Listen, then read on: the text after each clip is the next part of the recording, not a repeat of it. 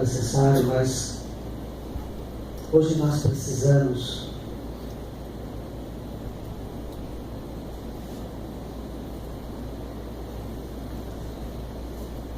de uma palavra de Deus no nosso coração. E minha proposta para você hoje é: quem somos nós?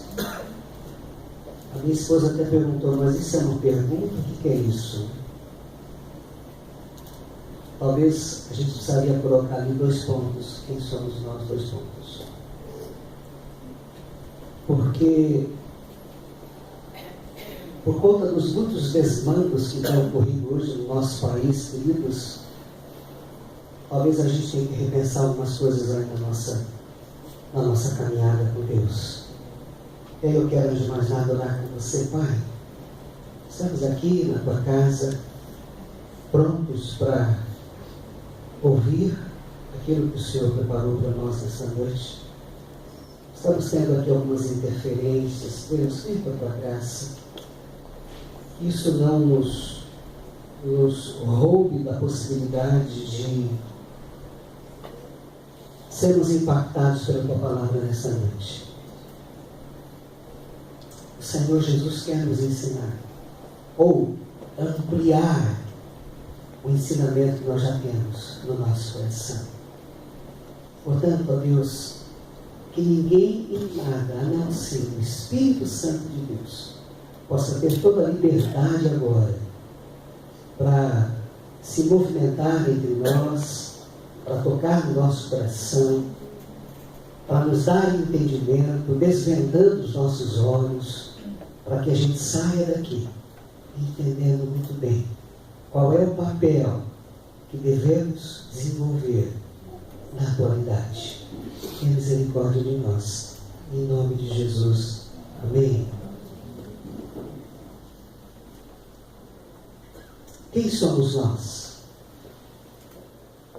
Eu coloquei ali, queridos, se você se lembrar ainda da tela que abriu aqui, essa aqui, diversos. Por que diversos? Eu quero olhar com você para alguns textos do Novo Testamento e que vai nos dar base para ampliarmos aquilo que nós já sabemos. Se você olhar para a história, você vai se deparar, por exemplo, com um camarada, Karl Marx, que num dado momento, quando ele começa a pensar a respeito da religião, da igreja, ele fez a seguinte afirmação, que a religião, que a igreja é o ópio do povo. E esse camarada, ele é o pai do marxismo. E quando ele traz esta informação, uma das coisas que ele tenta passar para a gente, pelo menos a leitura que eu faço, é que a religião, a igreja, tem por finalidade enganar o povo, enganar as pessoas. Nós estamos vivendo numa época, queridos, em que a igreja, ela anda sem credibilidade no mundo.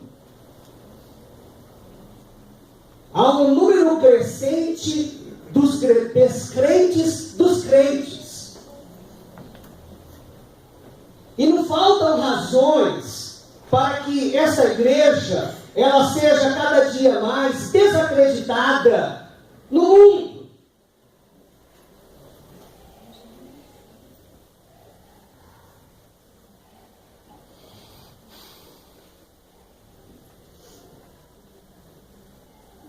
Meus irmãos, a sociedade está descrente dos crentes. E por que isso? Porque ela tem que se deparar a cada dia mais com alguns escândalos envolvendo líderes. Gente que se apresenta de Deus. Gente que levanta a bandeira da fé. Gente que diz ser de Deus, ter Jesus como seu Senhor e Salvador. A sociedade está descrente dos crentes porque ela se deu conta, ou tem percebido, que a igreja tem se tornado um negócio. O que se valoriza nessa igreja é a performance, é o faturamento, é o dinheiro.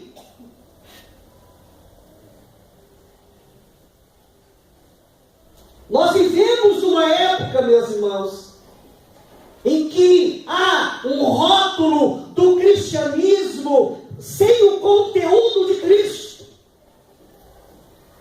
É por isso que nós temos que levar em consideração quem somos nós. Se você abrir a sua Bíblia em Mateus capítulo 5,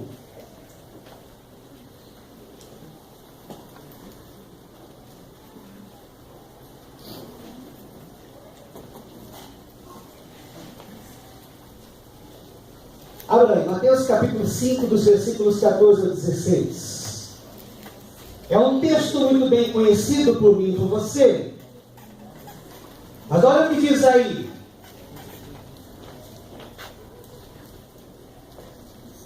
Mateus capítulo 5, dos versículos 14 ao 16.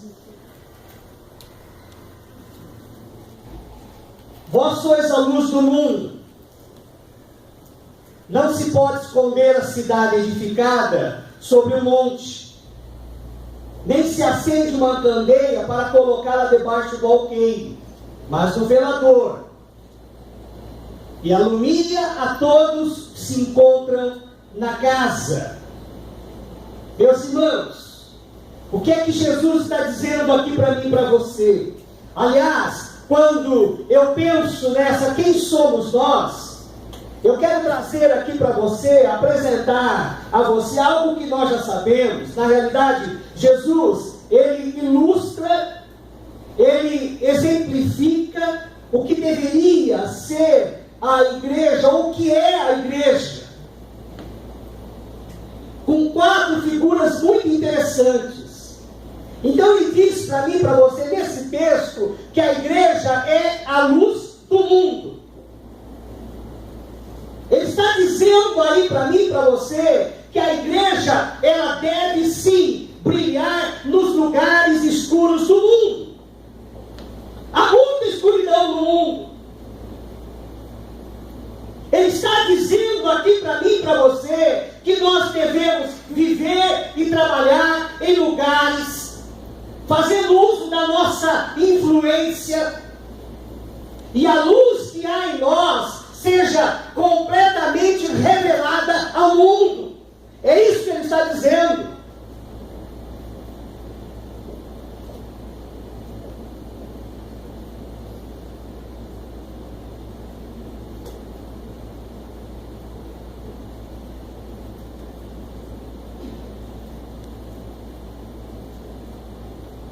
Márcia, muda aí para mim, querida. Obrigado. A pergunta que nós precisamos fazer é a seguinte: o que é que revela de fato da igreja ser luz? O que determina o fato da igreja ser luz? E aí, queridos, colocamos ali a produtividade. Para sermos luz do mundo, temos que primeiramente produzir obras espirituais.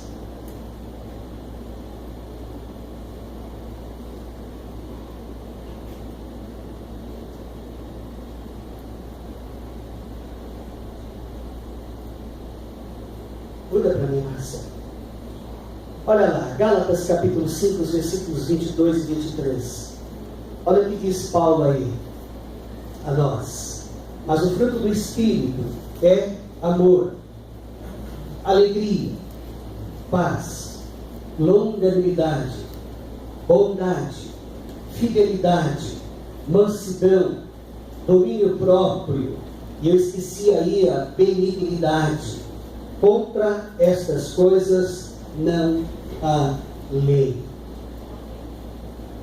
Meus irmãos, o que é que nós precisamos produzir em nossa conduta diária para que, de fato, o mundo perceba que nós somos a luz?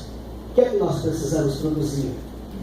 O Espírito Santo faz nascer dentro da gente todas essas, vamos dizer, você tem aí um cacho de uva, então você tem nesse cacho o amor, a alegria, a paz, a longanimidade, bondade, fidelidade, mansidão, domínio próprio, benignidade.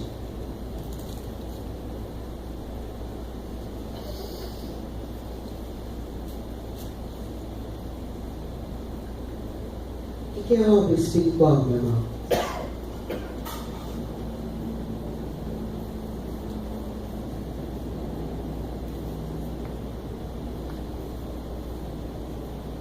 Quando ele coloca aí amor, é amor a Deus, amor aos homens.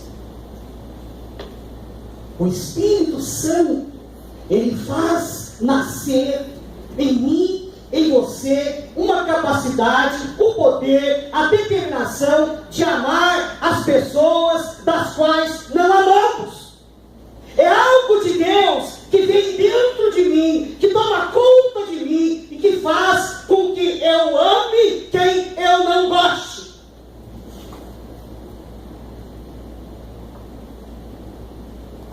E quando isso acontece, isso é uma vitória sobre o eu. Porque eu não quero isso, meus irmãos. Eu quero ir para a briga. Eu quero ir para a luta. Eu quero passar por cima do outro.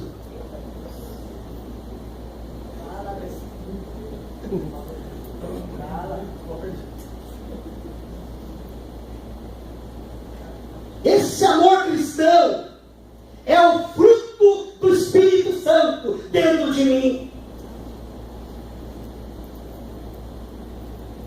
Agora, isso é algo impossível acontecer na minha vida e na sua, e por isso é obra espiritual sem a ação de Jesus Cristo dentro de nós.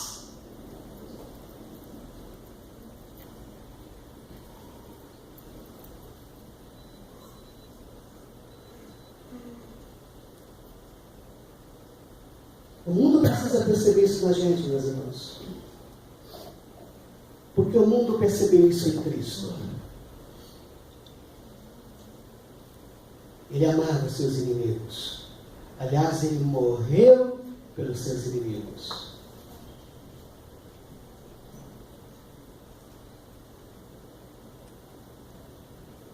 Nós precisamos produzir isso. Agora, entenda uma coisa, não é que eu estou dizendo aqui que quem faz isso acontecer sou eu. Não. Se eu não me abrir para o Espírito Santo, por isso que diz lá, o fruto do Espírito, se eu não me abrir para o Senhor Jesus Cristo, isso será impossível.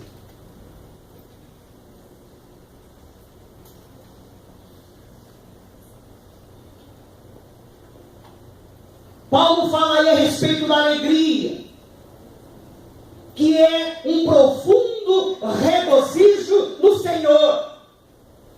A minha alegria, ela não estará mais, ou ela não virá mais das circunstâncias.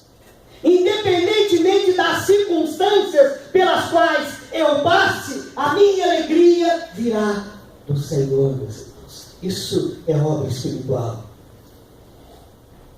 Paulo fala aí da paz. O que é isso, pastor? O mundo terá que perceber que o nosso coração está guardado de todas as preocupações e temores que pretendem nos distanciar de Deus. É isso daí.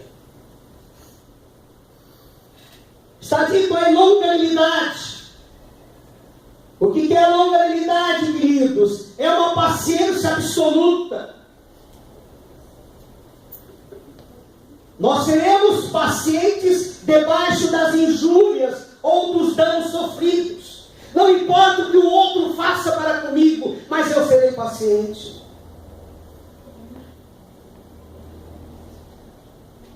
Está dito aí a bondade. O que é isso, pastor? É obra espiritual, é a delicadeza, é aquele desejo ou a prática de fazer o bem ao próximo, independentemente de quem seja ele, mas eu vou fazer o bem a ele.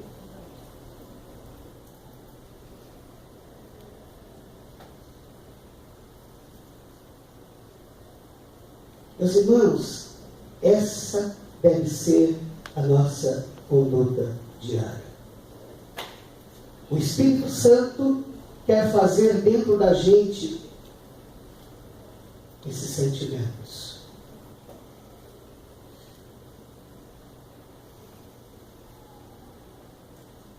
Você muda para mim, Márcia, por favor.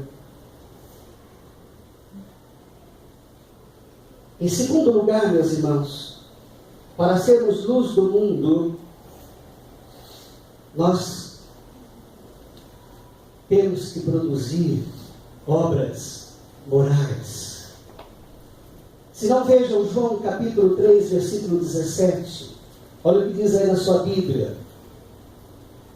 Portanto, Deus enviou o seu Filho ao mundo, não para que julgasse o mundo, mas para que o mundo fosse salvo por ele. E versículo 18. Quem nele crê, não é julgado.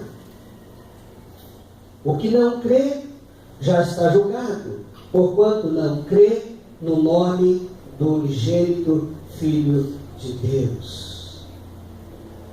O evangelista diz aqui para nós, que Jesus, mandado por Deus, ele veio ao mundo para salvá-lo. Isso não há dúvida da nossa parte. Nós precisamos entender, meus irmãos, que o mundo é o palco em que Deus cumpre os seus propósitos de redenção.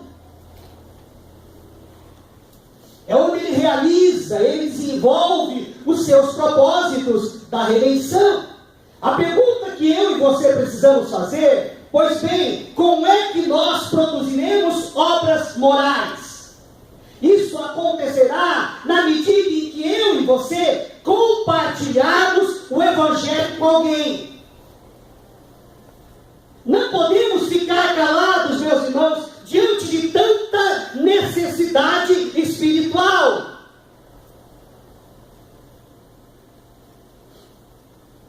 Eu acho interessante Romanos 10, quando tem aquela indagação, aquela pergunta: como crerão se não ouvirem a mensagem? Como poderão ouvir se a mensagem não for anunciada? E logo em seguida, lá em Romanos 10, está dito: quão formosos os pés dos que anunciam o Evangelho da paz, dos que trazem alegrias de boas coisas, ou trazem alegres de boas coisas. Como é que nós produziremos obras morais, pastor? Não deixando de falar do amor de Deus por meio de Jesus às pessoas. Muda para mim, Márcia, por favor.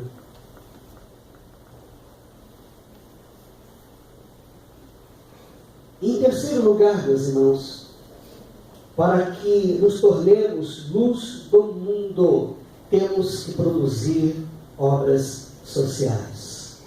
E aí você tem dois textos, Efésios capítulo 2, versículo 10.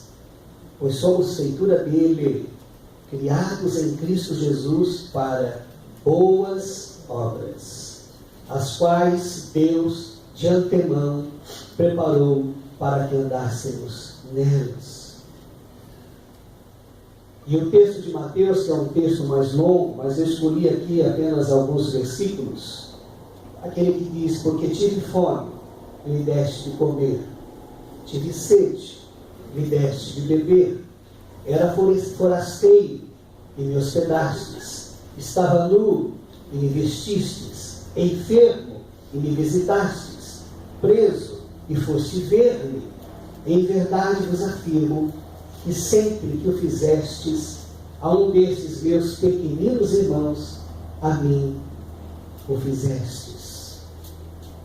Isso tem a ver com obras sociais, meus irmãos. Nós precisamos nos envolver com as obras sociais. Eu preciso olhar para o necessitado.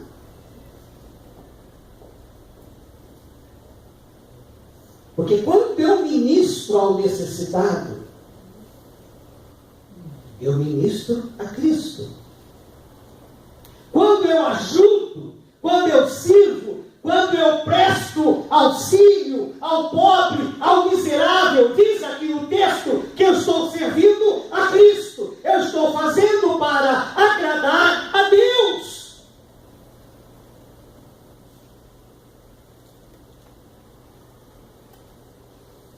Deus deseja que façamos boas obras. E essas boas obras é o resultado da minha salvação. Nós sabemos disso. E quando eu parto para as obras sociais, não é uma tentativa minha de merecer ou comprar a vida eterna. Essa é uma ideia dos espíritas, dos católicos, mas não do Senhor Jesus Cristo. Eu faço boas obras. Eu me lanço às obras sociais em decorrência da minha salvação. Eu fui salvo para as boas obras. Meus irmãos, não pode haver necessitados entre nós. Não pode haver necessitado no grupo das pessoas com as quais andamos. Não pode haver.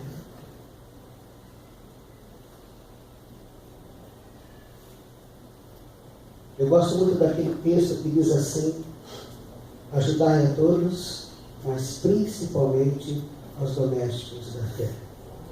Primeiro é aqui, queridos. É aqui.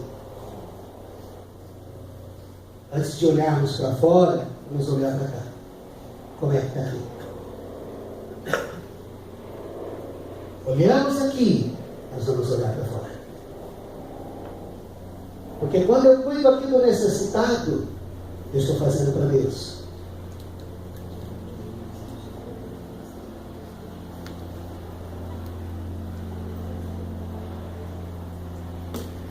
Obrigado, Márcia.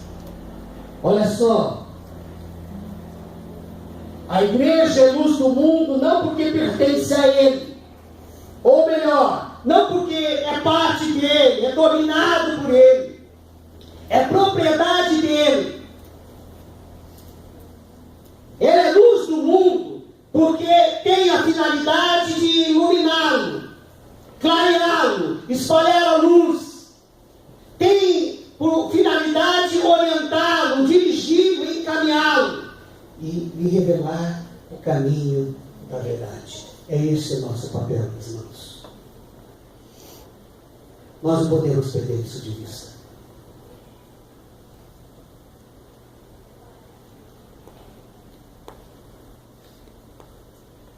Muda para mim, Márcia.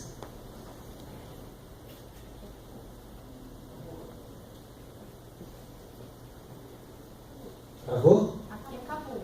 Eita. Hoje a coisa está complicada mesmo. Impressionante. Tem uma citação que diz o seguinte: se a igreja exerce pequena influência sobre a comunidade, é uma prova de que a comunidade exerce uma grande influência sobre a igreja.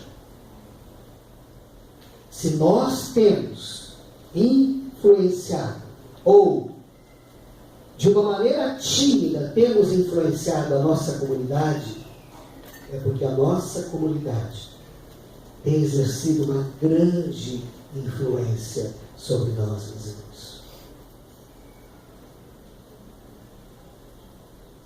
Uma segunda imagem muito interessante,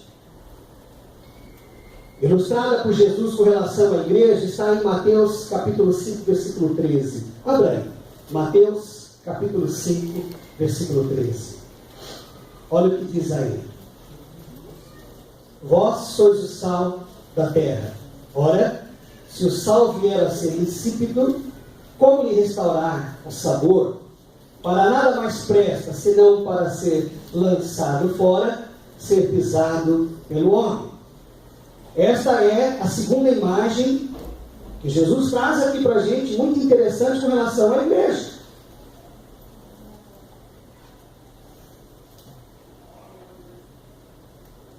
Meus irmãos, para que serve o sal?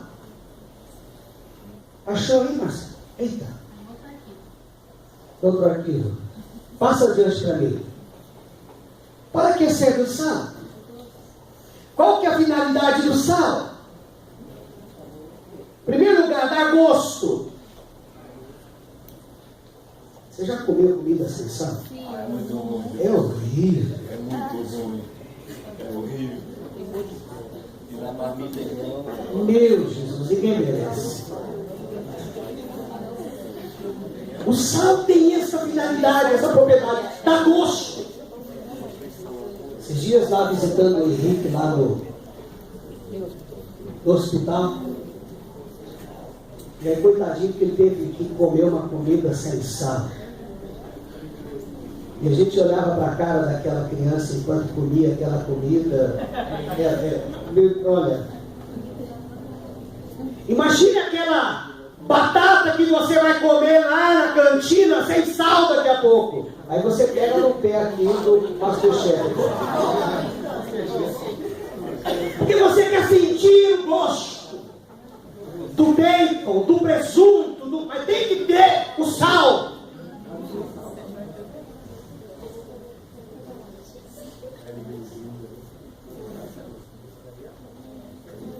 Essa batata recheada sem sal não vai dar certo.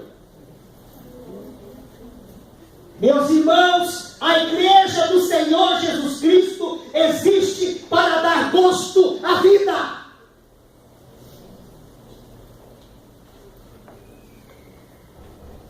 As pessoas estão desistindo da vida nos dias de hoje. As pessoas estão pondo fim à sua existência por nada.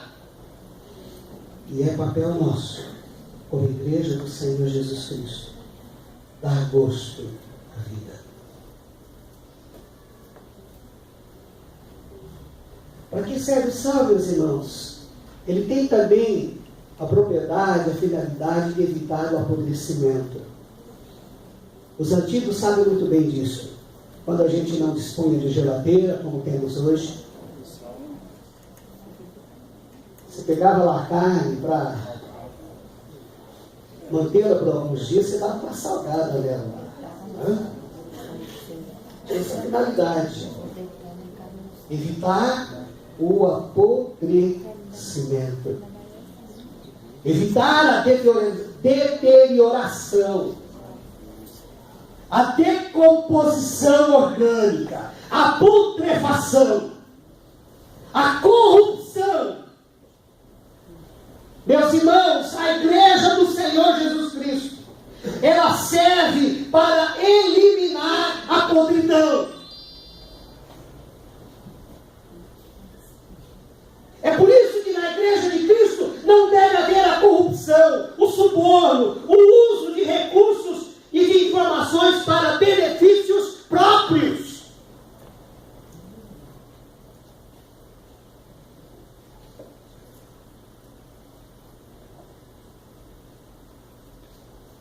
O sal também, meus irmãos, provoca uma sede. Provoca sede. Eu, quando era seminarista,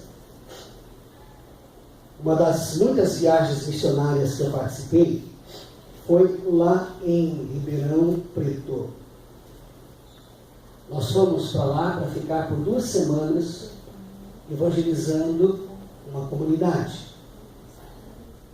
E eu e mais uma média de 10 seminaristas fomos lá para esta cidade e veio um grupo também de jovens americanos e fizemos esse trabalho em parceria com alguns irmãos lá da América.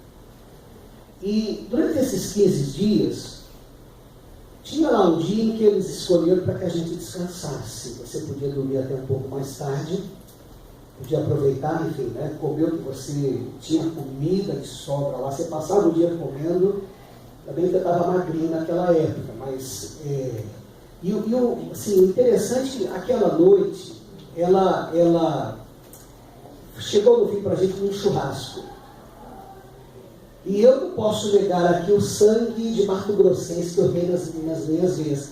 Eu já gostei muito de frango, mas eu não abro mão de uma picanha, eu gosto muito de carne. Gosto de carne.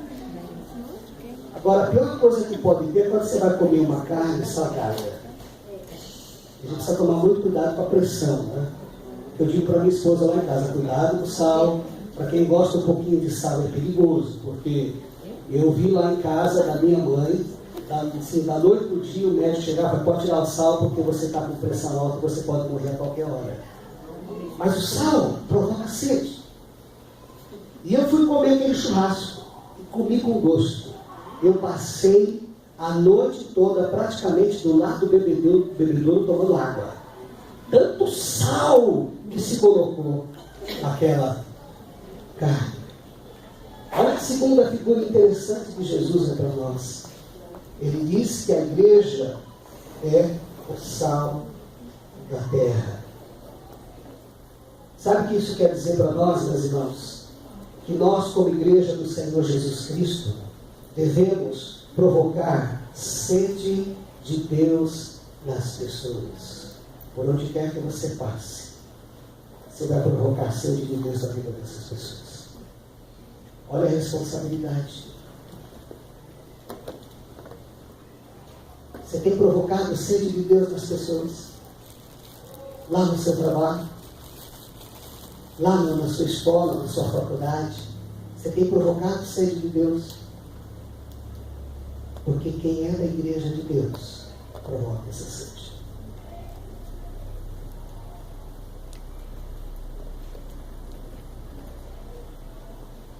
Olha lá, a terceira figura ilustrada aí por Jesus com relação à igreja, que é muito interessante. Que figura é essa? Lucas capítulo 13, dos versículos 18 ao 19. E dizia: a quem é semelhante o reino de Deus? E aqui o compararei, é semelhante a um grão de mostarda que um homem plantou na sua horta e cresceu e fez-se árvore. E as aves do céu aninharam-se nos seus ramos.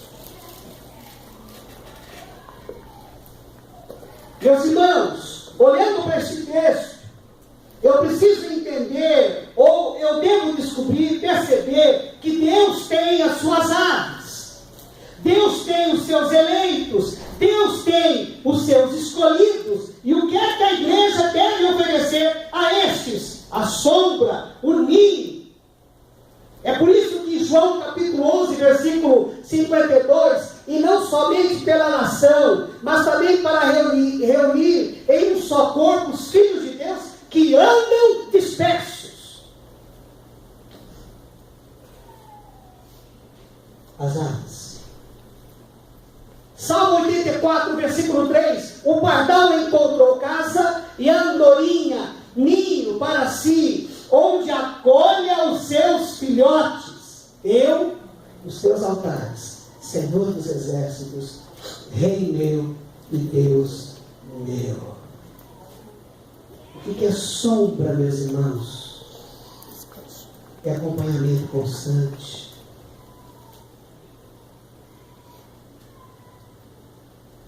O que é ninho? É o meio favorável para o desenvolvimento da fé. Eu estava hoje aqui, depois que acabou o culto hispânico, cheguei aqui de manhã,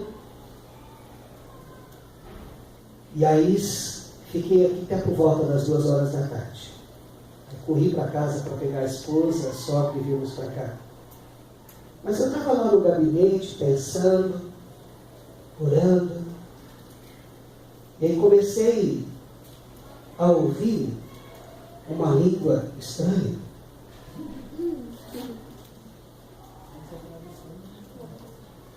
Uma menininha falando em Guarani. Falando mais que minha esposa, falei, encontrei uma menina de 7, 8 anos, Helena, e falando. E eu fiquei tão encantado com aquela menina, falei, nossa, que menina bonita. Fiz questão de ir lá, me aproximar. Perguntei para mim, a escudeira fiel, vai lá saber o nome. A Alzira foi lá, se informou. E aí depois cheguei, estava lá a Rossana, comecei a conversar um pouquinho com a Rossana, para saber um pouco. E queridos, quando eu me aproximei daquela menina, quando eu me aproximei daquela família paraguaia, eles, você podia perceber assim na expressão facial deles, medo,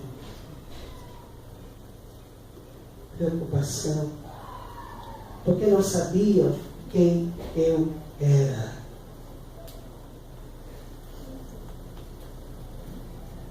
E aí eu comecei a pensar nessa coisa, são os eleitos, são os escolhidos, que precisam ter acompanhamento da nossa parte, e nós precisamos providenciar todos os meios para que haja aí o desenvolvimento da fé dessas pessoas.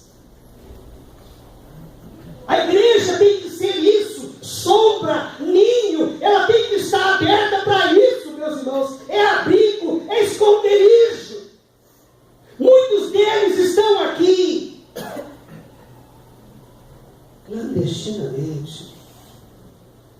E quando se aproximam da gente, ou quando a gente se aproxima de um deles, ficam com medo. Mas nós temos que nos aproximar deles para falar da fé.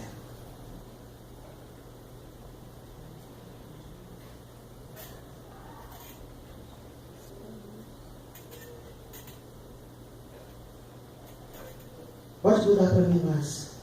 E olha aí, a quarta e última figura interessante, exemplificada por Jesus com relação à igreja, é o fermento que se esconde na nossa.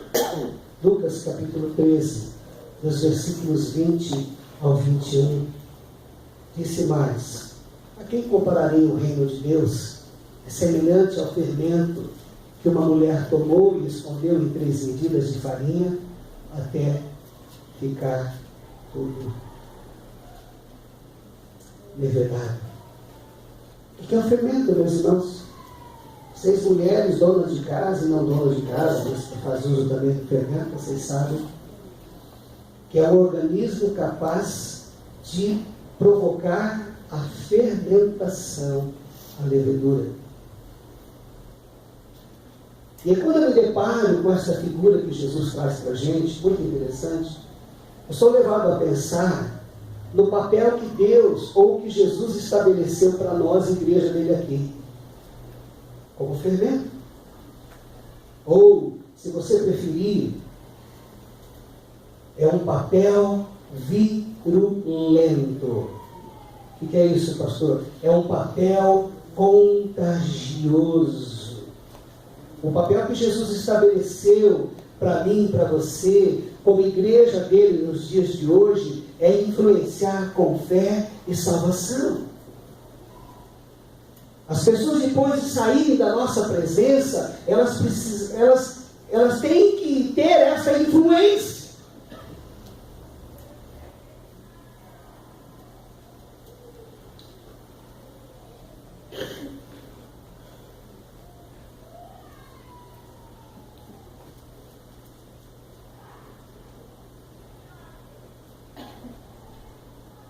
Qual tem sido a influência que você tem exercido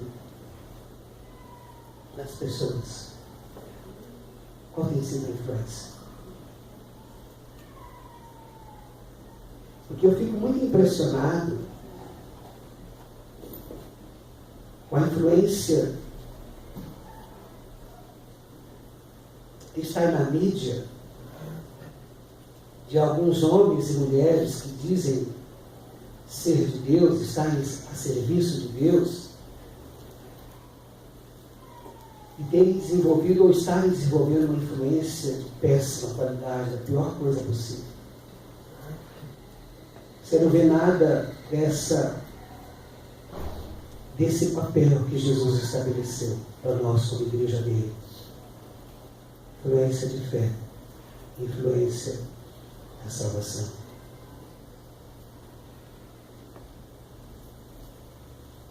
Muda para mim. Olha o que está posto aí. Se a igreja não viver com essas referências, olha o que vem. Ela não fará falta no mundo.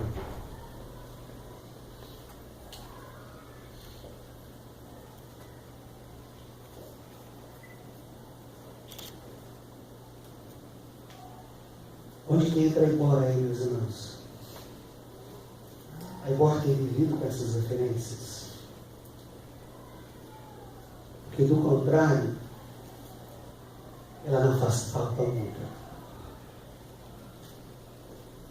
Mas se vivermos sendo luz, sal, sombra e fermento, certamente exerceremos impacto em nossa geração. E veremos pessoas sendo salvas. Veremos a justiça sendo praticada. Perceberemos a presença do louvor e gratidão na vida das pessoas. Iremos perceber no dia a dia a solidariedade presente na vida das pessoas, na vida do povo, na vida da igreja. E veremos também a fé, a crença, a salvação. Mas tudo depende, meus irmãos, se estamos vivendo com essas referências lá. Que Deus tenha misericórdia da gente. Que Deus tenha misericórdia do povo dele. Que antes de ficarmos olhando para aquilo que está acontecendo lá fora, façamos uma autoavaliação para ver até certo ponto essas referências têm sido uma realidade na nossa vida como família de Deus aqui no Bom Retiro, a Igreja Batista do Bom Retiro. Vamos orar por isso?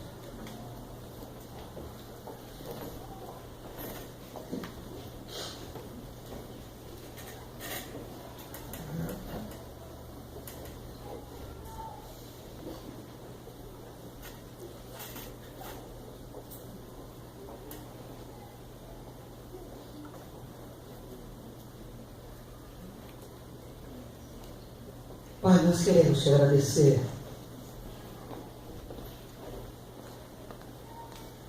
Obrigado por estas 4 figuras que o nosso Senhor nos apresenta como referência da igreja.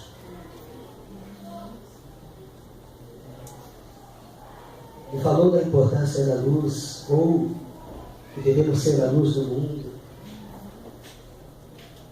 Ele fala ali que nós temos que ser o sal da terra. Ele fala da importância do ninho, da sombra. E ele fala também, ó Deus, do fermento.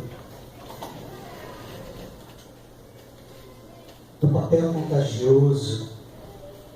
Da influência que devemos exercer.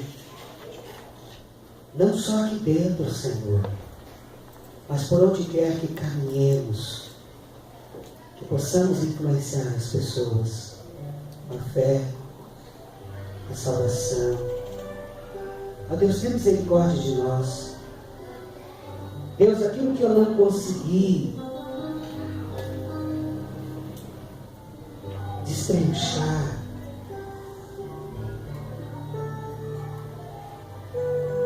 aquilo que eu não consegui facilitar, para cada um dos meus que aqui estão, que o Espírito Santo de Deus possa ampliar, Senhor, essa mensagem que foi colocada nessa noite.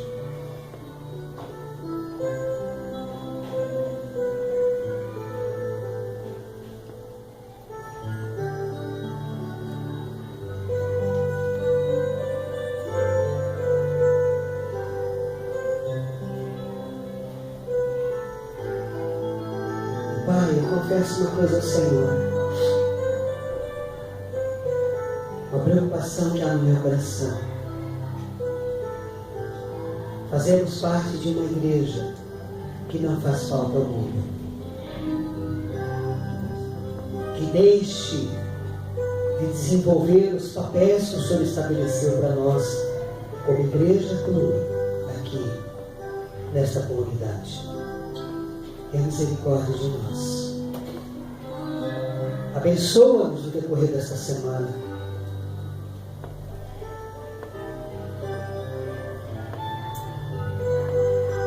Toma-nos em tuas mãos, Senhor.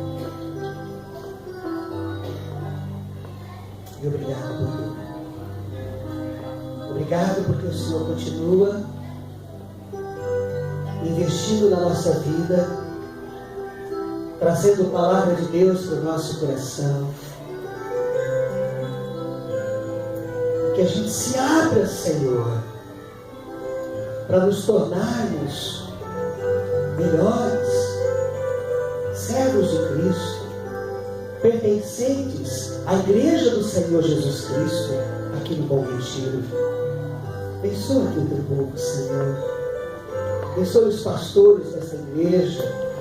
Abençoa a liderança dessa igreja. E dá-nos a tua visão. E mais uma vez eu lhe rogo, eu lhe suplico, amplia esta palavra no nosso coração, Senhor. Para que a gente possa rever algumas coisas da nossa vida. E se for o caso, que a gente peça perdão ao Senhor por não estarmos desenvolvendo o papel que o Senhor tem esperado de cada um de nós. Obrigado por esta noite. Obrigado pela vida desta igreja. Obrigado por tudo que aconteceu aqui. Como é bom saber e crer que nada foge ao teu controle. Louvado seja o teu santo nome.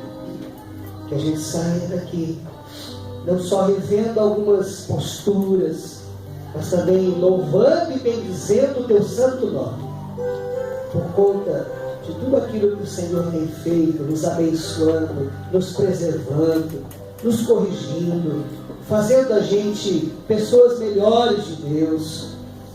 Muito obrigado, Senhor. Obrigado. Louvado seja o teu santo nome. Em nome de Jesus.